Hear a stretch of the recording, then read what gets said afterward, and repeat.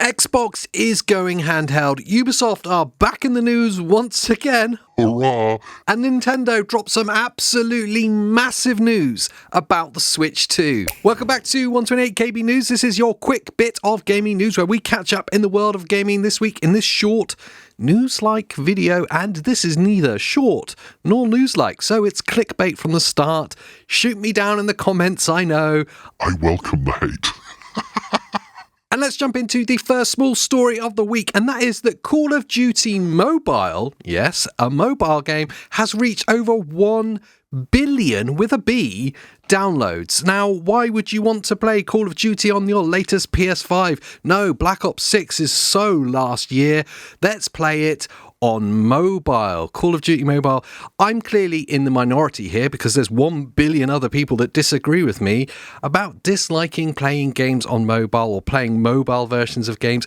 It kind of reminds me of when, back in the Game Boy days, they used to release the kind of lighter, slimmed down versions of the full release titles. That's how mobile games feel to me. Getting your thumbs all over the screen, huddled around this tiny little 7-inch screen. I don't like them, okay? I don't like them. But Call of Duty Mobile is now 5 years old, and in the celebration post from Activision, they put out on their blog post celebrating 5 years of Call of Duty Mobile. They also just slyly snuck in there that it's reached over 1 billion downloads, which is a mind-blowing number. It's too big for me to really understand. My brain is not big enough for that. 1 billion, gajillion, fifillion, shabadoodle. But clearly, that makes it the most successful Call of Duty title ever by an absolute country mile. But it's not for me. I don't get it, but 1 billion other people do. So clearly, I'm wrong.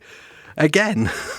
And from doing magic with your thumbs, this is the weakest segue I've ever written, from doing magic with your thumbs to just magic in general, and that is Hogwarts Legacy 2 is confirmed as being in production. Now, that's quite exciting actually, because Hogwarts Legacy, one of the best games of recent years, universally loved anyway, and, well, critically quite successful, commercially very successful. I think it was 24 million units sold of the game. It's pretty incredible. The head of entertainment from Warner Brothers has confirmed that production has started for Hogwarts Legacy 2. So Hogwarts and Harry Potter fans, rejoice because you're getting a new game. It's still quite a way off. They said it's still a few years away, so you're going to have to sit tight and wait. But if you are getting impatient, you won't have to wait that much longer for some more Hogwarts Legacy stuff because, of course, they are going to be dropping the definitive edition of the game, which is going to add around 15 hours gameplay to the game. So if you're impatient waiting for Hogwarts Legacy 2, there's 15 hours there that you can stretch out over the next 2 years. Maybe like 10 minutes a day or something. I don't know what I'm saying. But anyway, yes, exciting news in the Hogwarts Legacy world for you Harry Potter gaming fans. We're getting the sequel. And now it's time for my favourite segment of the week. Drumroll, please. There was no drum roll there, but it's in my imagination. And that is, of course, Ubisoft time. I love it when Ubisoft make the news because they make the news most weeks and it's almost always funny. This week, it's actually not that funny. It's actually kind of interesting because are Ubisoft finally listening? Now, this comes in a recent interview with the exec producer of Assassin's Creed, who has shone some more light onto the delays and what we should expect from Assassin's Creed Shadows when it finally does drop next year, and the reasons for the delays. Exec producer Mark Alex Cote, tell me how to say it in words down below because I've got no idea. But anyway, him, the guy who's the vice president exec producer of the game, has said that the game is a chance to rewrite the narrative not just for Assassin's Creed but for Ubisoft. He acknowledged that Ubisoft's portfolio has faced criticism in recent years for a perceived inconsistency in quality and that the community wishes for more polish, more innovation and deeper engagement. The upcoming game has the potential to be one of the franchise's best in its storied history. The game is the most ambitious and complex for the franchise, featuring interconnected, say it right, AJ, interconnected mechanics, narrative, and technology.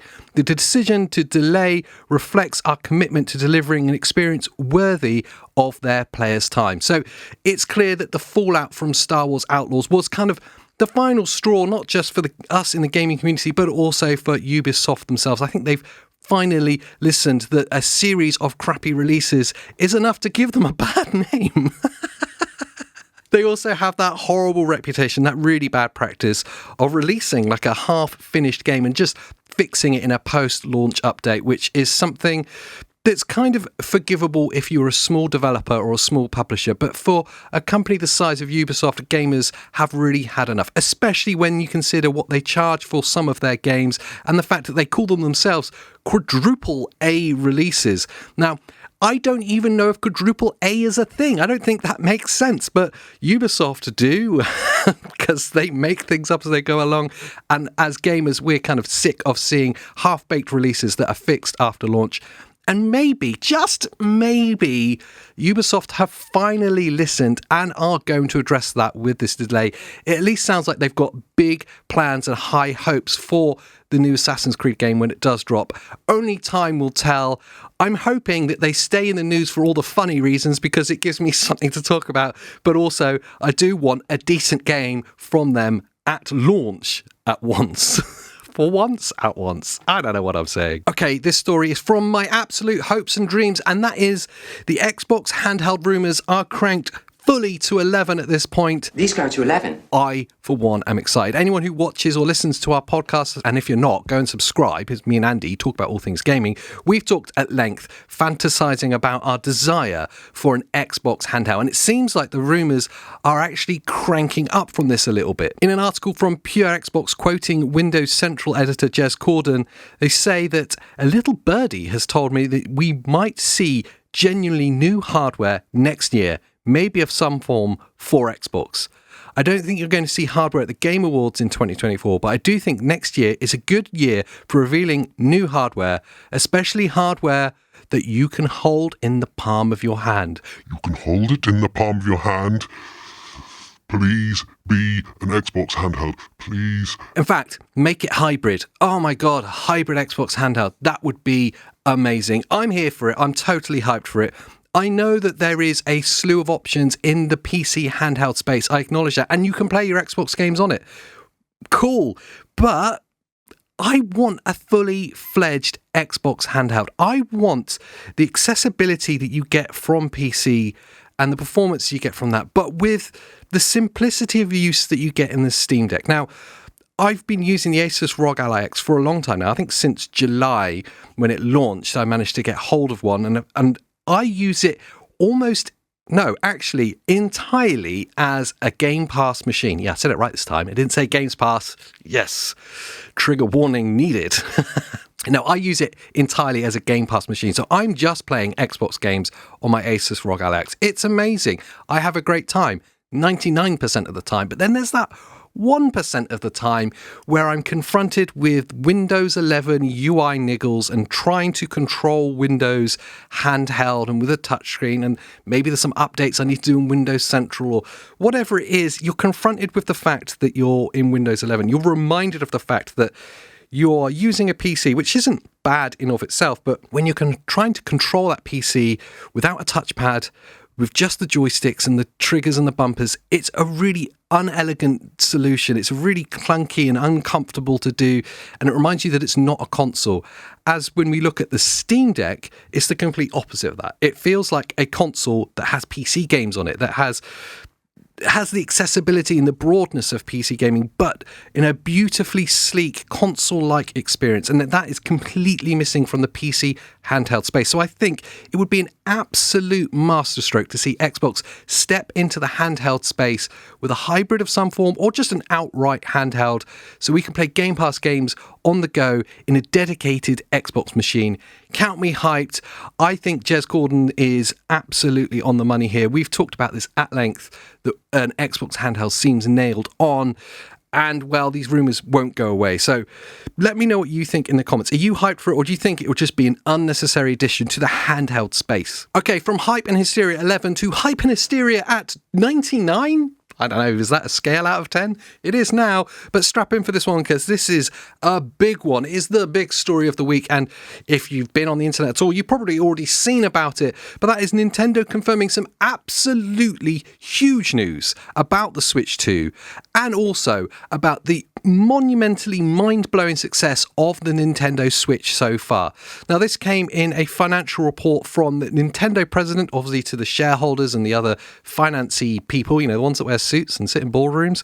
They did a whole long presentation, and that was either leaked or presented. No, I think it was presented because I can see it here. It's on the Nintendo website. The full presentation was put out for us to see, and it's got some absolutely incredible information about it. Firstly, looking slightly backwards at the Nintendo Switch and its success and maybe why it was so successful according to Nintendo, and then looking forward to the Nintendo Switch successor, as they call it. We'll call it the Switch 2 for ease. And what we're likely to see with that and what things they may carry over from the Switch that was successful into the Switch 2 or the Switch successor. The numbers are absolutely staggering, probably way higher than we actually imagined. First up is the Switch itself has sold 146 million units since launch, which is mind-blowing. They've also sold 1.3, now get ready for this, billion units of software. So that's game titles, 1.3 billion units, which is a record for any Nintendo console. That's just insane. There's also 127 million active Nintendo Switch accounts, and they count that as someone who has played their Nintendo Switch at least once in the past year. 127 million. These numbers are unreal. There's 34 million Nintendo Switch Online members, which is lower than they expected. It's dropped off in recent years, mainly due to the lack of new releases on it. That's their acknowledgement, but that's a reduced figure from what it was. They didn't say what it was originally. There's been some notable successes. Mario-related titles have sold over 181 million units, 64 million of which is just Mario Kart 8 Deluxe, and that's a Wii U game? What? Breath of the Wild and Tears of the Kingdom have sold 53 million units together. And the standout success, which is no surprise at all, is the Pokemon titles have sold over 99 million units. Just unreal numbers. The Nintendo Switch just continues to shock in how successful it is, and it continues to be successful well into its 8th year now. Now, onto the big stuff, the Switch 2 stuff that was confirmed by the Nintendo president today. The continuation of access to accounts and games on those accounts is central to Nintendo's plans going forward. So they acknowledge that having a centralized Nintendo account that carries with you and follows you on your journey through Nintendo hardware has been really important to it. This also includes Nintendo Switch Online, which will carry on into the Switch 2. No surprise there, really, but they're going to continue it on. So if you've got an active Switch Online subscription, that will continue on to the Switch 2 successor. Your Nintendo account with all your purchase history and all the games, etc., will carry over. And of course, the biggest part, the headline-grabbing news, is that Switch games, original Switch games, will be playable on the Nintendo Switch 2. So the Switch successor will be fully backwards compatible, which is massive and not really a shock when we consider how many games are still being released and announced right now. I'm thinking about Xenoblade Chronicles X, the definitive edition, or whatever they've called it. That's obviously just been announced, and of course will be playable on the Switch 2 as well as the Switch. So what I think we're going to see is not just a hard stop on the Switch, but a kind of marrying over, a blurring of lines slightly as the Switch 2 starts to sell, and those 127 million active users slowly make their way to the Switch's successor. Also kind of reconfirmed is the proposed announcement date. Now, they've not given a confirmed date, obviously, because they might as well just announce it then. But it was reconfirmed by the Nintendo president that we will see an announcement about the Switch's successor in this fiscal year. That means before March the 31st. So we've got between now and November 24 to the end of March 25. In that short 4-month period, we will see the Switch 2 announcement. So we don't have long to wait. The best bet for this, and what everyone is imagining, is going to be early in the new year. I doubt very much we'll hear news or even more news about the Switch 2 this side of Christmas, because obviously that's going to cannibalize some of the sales they still might receive for the original Switch, because people might just hold off and then wait for the Switch 2 rather than buying the new one, obviously. But we will see it early in the new year, and boy, I can't wait. It's so exciting to see so much news. Firstly, it's so mind-blowing to see how successful the Switch itself has been. We all know it's been a massive success for Nintendo and kind of way exceeded expectations, but every time you hear the numbers, they're just bigger than I can imagine. 1.3 million units of software sold. That's insane. But no. What am I saying? But not much longer to wait until we actually hear full news of the Switch 2. Big news coming out of Nintendo today. I'd love to know what you guys think down in the comments below. Please do join in the conversation. And whilst you're down there digging around, make sure you like the video, subscribe to the channel, because it's the only way that I get validation in this world. And before you go anyway, consider watching another video from us here at 128KB. We're a lovely bunch and we do really love you being here. Maybe the podcast where me and Andy talk about all things gaming in a slower, much calmer, but more clickbaity way, if that's possible. Anyway, until the next time, I'll see you next time.